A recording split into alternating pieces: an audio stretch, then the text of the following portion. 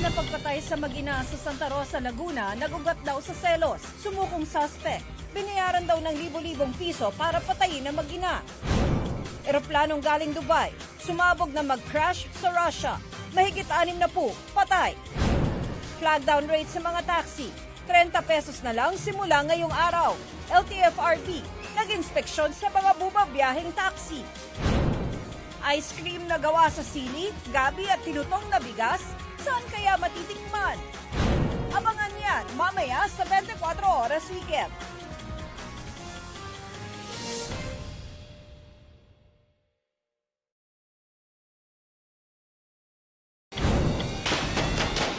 Kasunod ng gulong ikinamatay ng 3 magsasaka nagprotesta sa Kidapawan City Methodist Center na kumakanlong sa kanila, kinalughog ng mga pulis.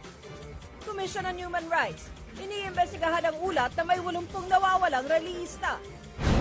3 gusali ng University of the East sa Maynila, nasunog.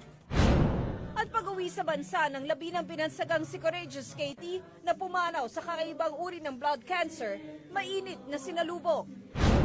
Abangan yan mamaya sa 24 Oras Weekend.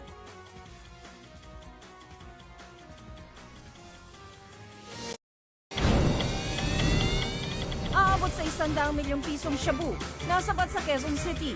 6 na magkakamag-anak na umano'y tulak, arestado. Viral na to. Aso, aksidenteng nagupitan dila habang pinapag-groom. At ang iba't ibang workout ng mga sikat para maging fit sa tag-init. Abangan yan mamaya sa 24 Oras Weekend.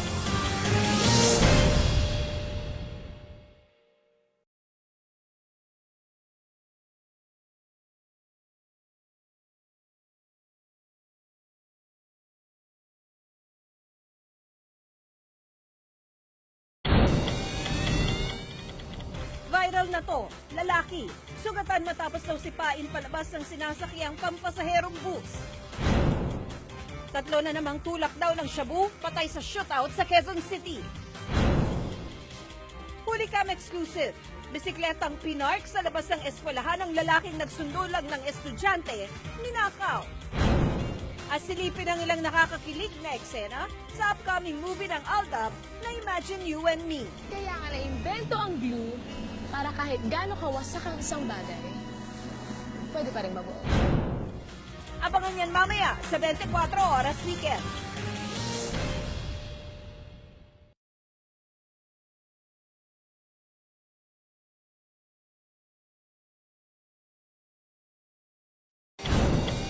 Tatlong bangkay nakita sa Maynila. 2 sa kanila may karatulang nagsasabing sangkot sila sa droga. Hulicam.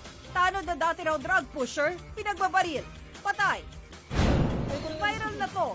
Pasaherong tumanggi magbigay ng sobra sa hinihinging pamasahe, hinabol at tinutukan ng ice pick ng tricycle driver. At selebrasyon ng unang anniversary ni May Mendoza sa showbiz, na puno ng kilig nang mag-duet ulit sila ni Alden Richards. Imagine you and me. Lahat ng yan, mamaya sa 24 Oras Weekend.